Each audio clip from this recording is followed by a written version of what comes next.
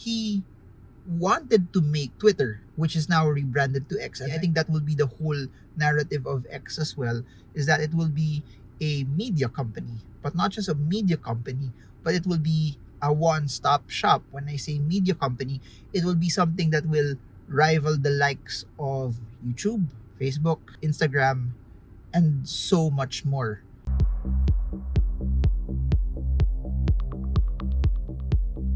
Hey guys, so I'm sure you've heard about it by now that Elon Musk is rebranding Twitter to X.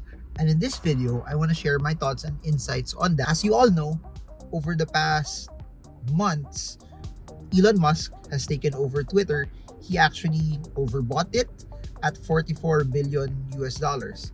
He paid a premium to be able to buy it. He has his main intent on why he's actually doing it and why the rebranding of Twitter into X, removing the bird logo into an X symbol. Why does it matter?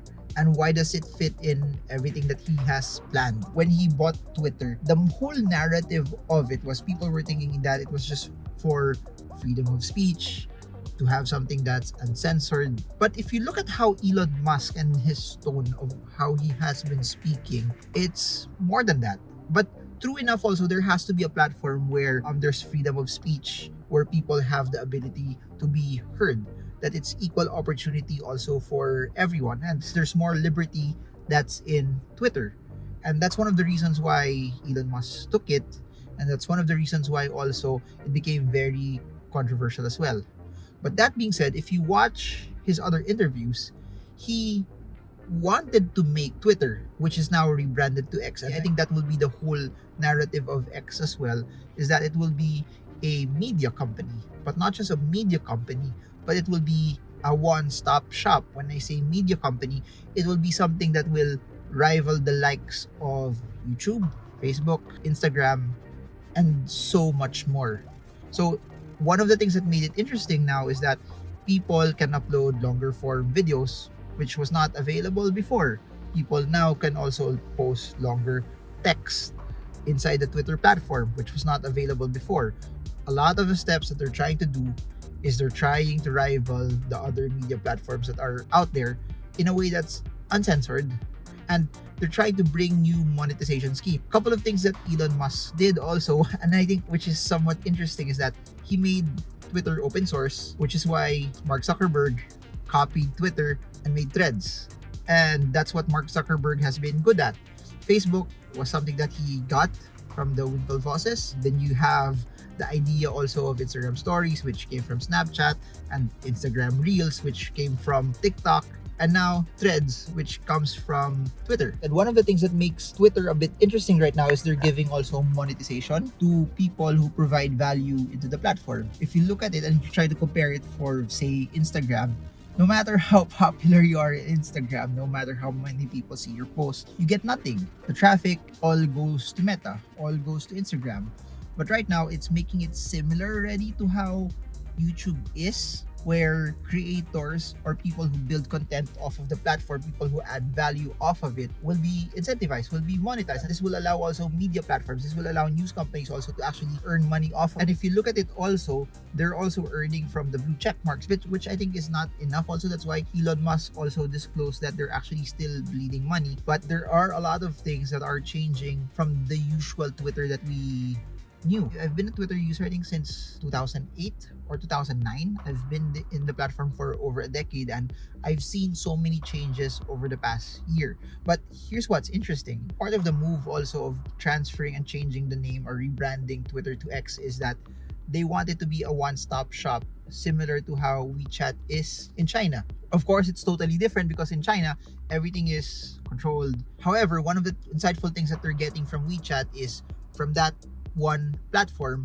it now becomes a financial system, or it becomes a monetary system that you could transact, you could pay, you could send money, you could store, you could actually save. What's interesting about that is Twitter will become, or X will become, a one-stop shop. Not just your ability to be able to share content, post pictures, to post videos, to be able to do town hall sessions. You can now look at Twitter or X as a bank, as a financial system, where people will be incentivized. Lacing this into cryptocurrencies, there's a lot of speculation that because Elon Musk holds a lot of Doge, there's a big chance that payments that could also be given out later on, or transactions, will be given out in Doge. Now, that being said, they're giving out fiat right now, but the fact that also, if you've seen a previous news item, you have platforms like eToro interfacing, which eToro is already a CFD broker, or it's a stock broker that allows people to be able to interact, buy, sell cryptocurrencies, commodities, and stocks as well. Their collaboration also is in line with where X/Twitter wants to be,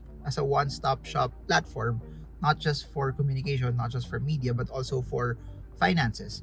And I think it would be very interesting to see how this integrates all in all with crypto. That being said, my entire thoughts with this is that Elon Musk has been known to make wild swings, and he's done that with SpaceX, he's done that with the Boring Company, he's done that with Tesla. I think this is just another iteration of it, and for him to be able to buy it and then just leave it and make it as it is and not change things and not do something that's revolutionary, then it would be him just paying it for a premium and not being able to earn off of it. His move in this is just to really evolve Twitter from a social media platform into a one-stop financial platform, which will allow people to have borderless transactions, borderless payments, and which will incentivize also people who add value into the marketplace to be able to make a living off of it as well. This is something that will rival TikTok, Facebook, YouTube. Will be watching out very carefully, because the way Elon thinks is something that's unconventional. Basically, he didn't buy Twitter anymore for the name, the fact that he rebranded it. He just wants the entire platform, the interface, the users, and since everyone is there, Threads, no one uses Threads anymore. Over the past weeks, when it started out, is gone. No one's using it. It's not as incentivized. I tried to post a couple of times there, but I stopped. People are still in Twitter. There are sites to say that Elon Musk isn't as good in running Twitter, that he's actually destroying it. But no matter what has been said, I do think Twitter is here to stay. It's still a place where when I want to look for information about something that's current, about something that's driven by technology, or about thought leaders in the space, I go to Twitter. I don't go to Instagram. I don't go to Facebook. I go to Twitter. Relevant platforms of the times are Twitter and YouTube, especially if you are in finance, and especially if you are in crypto. And that's why Elon is right smack in the middle of it. Let me know your thoughts. What do you think about crypto? What do you think about Elon, Twitter, and X? Put it down below. If you want to know more about stocks, crypto, put it down below. Like, share, subscribe, and smash the bell so you get updated every time I come up with new content about investing. I have books written. You can order them via Shopee. And you can also attend our webinars, which will talk about the stock market, fundamental analysis, technical analysis, and the basics of investments. So that's it for now. You have Marvin Gurmo. I hope this video helps you trade well, trade strong, trade smart. See you all again soon, and God bless you all.